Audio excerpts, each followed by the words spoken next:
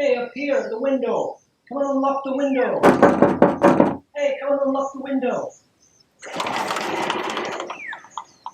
Oh, I bet you're really confused about what's going on here, aren't you? Well, welcome to the House of DNS. Domain Name System. The domain name system, the DNS, is really confusing for a lot of people. And basically, it's actually very simple. And yet, it's confusing because there's a lot of moving parts, a lot of different elements. Let me take you through today the House of DNS so that at last and finally, you can really fully understand DNS. And you're not going to have to pay people like me to actually fix up your DNS when it's actually fairly simple. If you're an affiliate marketer, you're going to need to know this stuff if you're going to have websites, because you're going to have to create new websites, change websites, move servers, and so on and so forth. So you've got to understand this stuff. Hold on.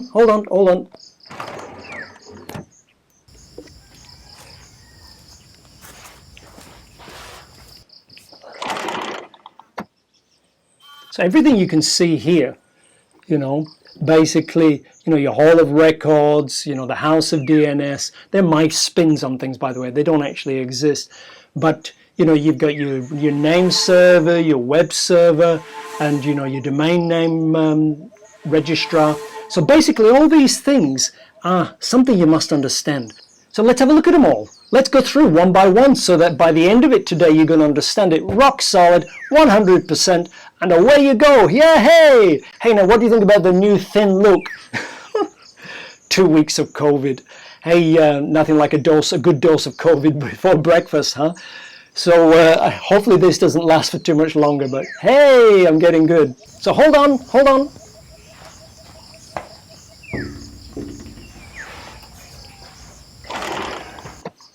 Okay, so this whole thing is driven by numbers. You might have a web address like affyboy.com, but the internet doesn't understand that. DNS doesn't understand that. It needs numbers. IP addresses are numbers. The whole of the internet is driven by numbers. So at the end of the day, a web address, affyboy.com, has to be translated into an IP address.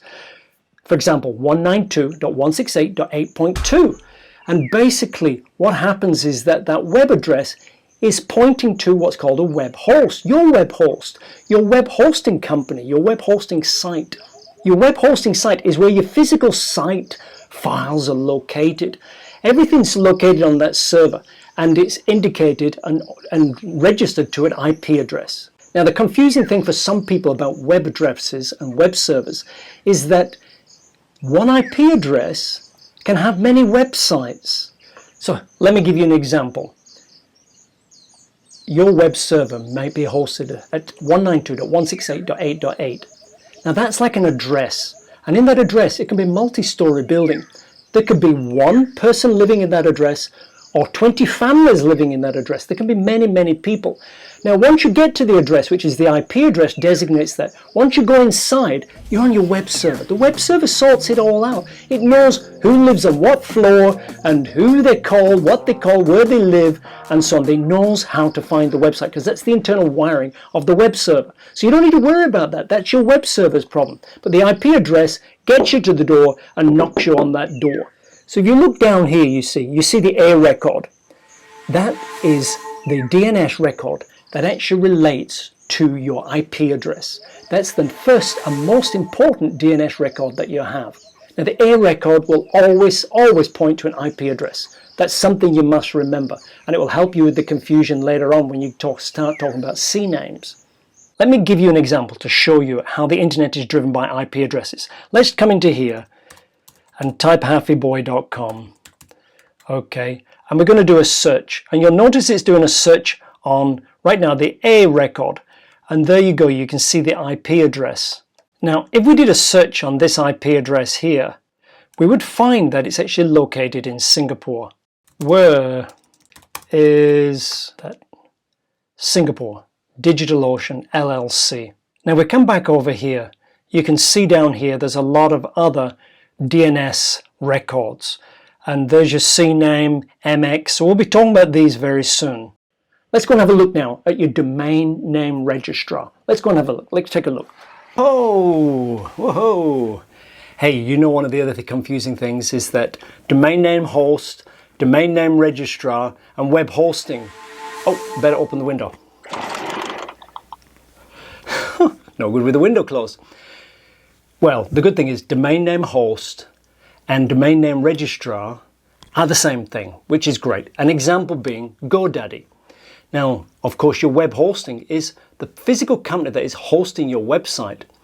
Now, your domain name host, for example, GoDaddy, is where you register the actual domain name, like affyboy.com. You sign up, you register it, and you pay it, and then they host your domain name, and they create a DNS entry in that location. So then they are the registrar for your particular domain name. So if you need to change any details about who owns it or transfer the ownership, that's where you go. Now, usually a lot of people use GoDaddy to buy the domains, and most people never move the domain management to somewhere else. So if you bought it on GoDaddy, usually you leave it on GoDaddy, but you can move it somewhere else, but most people don't tend to do that. Now, the bit that is also confusing is that somebody like GoDaddy can be a domain name host, and they can be a hosting for your website as well. They can be both, and that is where it gets like, So you may actually have both on GoDaddy, but that is not that common.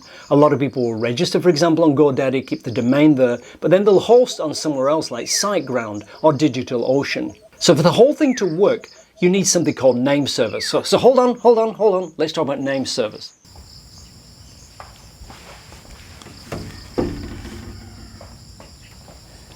So what the heck is a name server? Let's talk about that right now. A name server is a set of DNS records.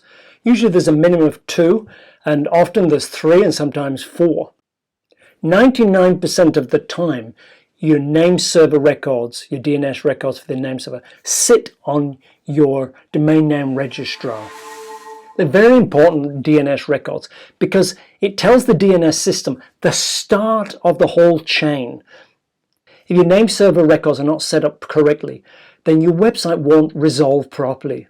So here's a couple of GoDaddy name servers. So if GoDaddy is your actual web hosting company, you'll have 2 records which basically point back to GoDaddy as the start point to look for the DNS.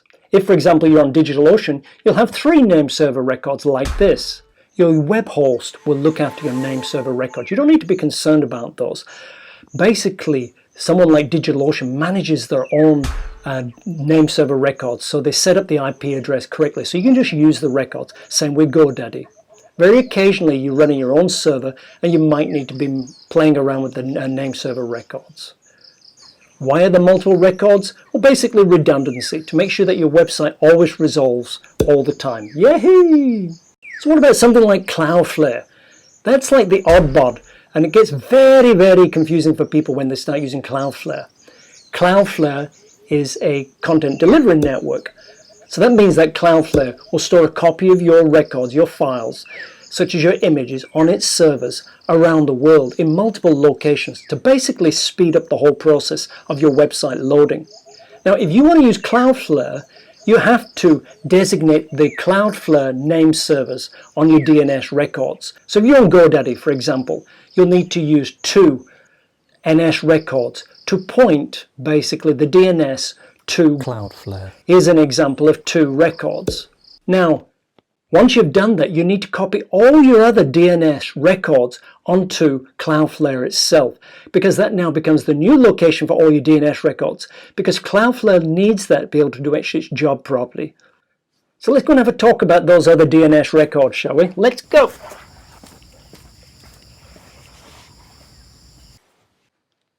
So let's fully understand these little beastie of DNS records. We've got the A record. We know that that points to the IP address for the web server.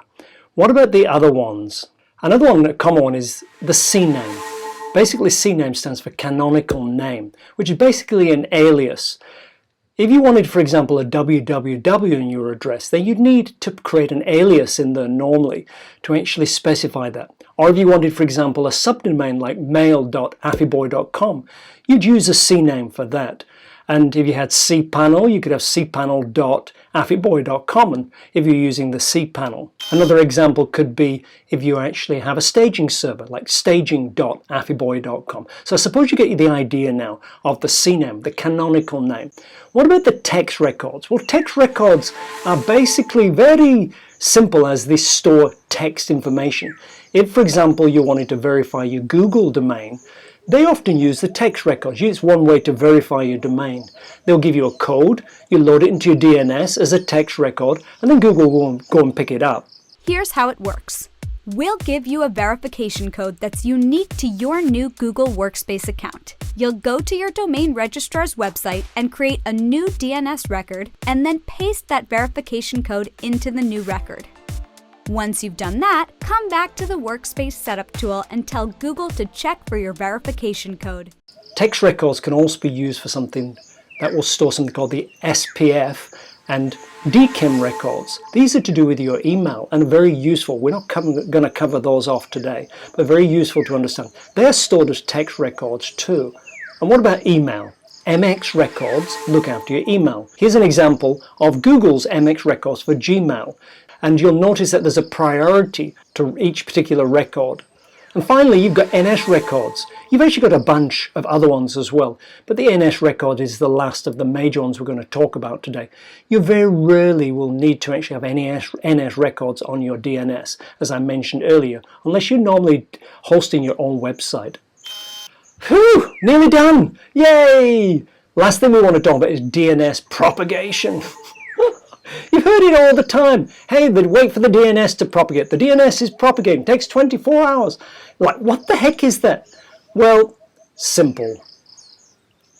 The DNS propagation is when you actually make some changes to your DNS records. It takes time for it to spread around the world and to all the different DNS servers.